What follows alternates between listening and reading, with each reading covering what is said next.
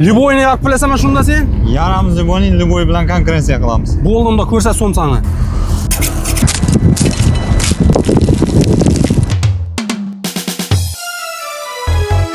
Ana pichirdama somsaga kelaverasizlar. Dim yomoni shu yerda bo'ladi. Senta somsani, somsasini yeymiz hozir. Pichirdama somsa deb turibdi. Ochibsizlarga bir ko'rsatib beramiz. Bismillah deb. Iftorlikqa zakonni ketaveradi. Bemalol kelib yesangiz bo'ladi. Qarang. Xamiri hamma narsasi me'yorida bo'lganda suv edim. Hoppa.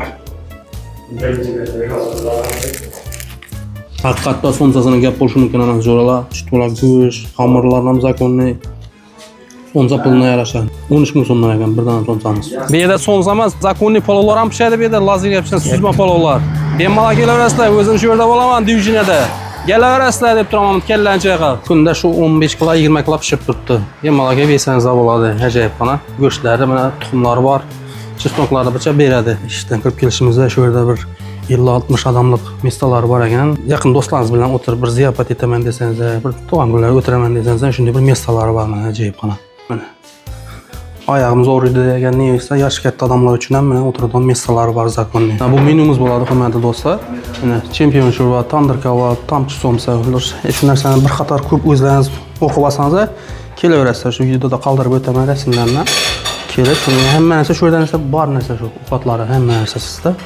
Bu yog'imizda keyin adlining xonasi bor, mana kitayskiy eshiklar, mana eshik ochib.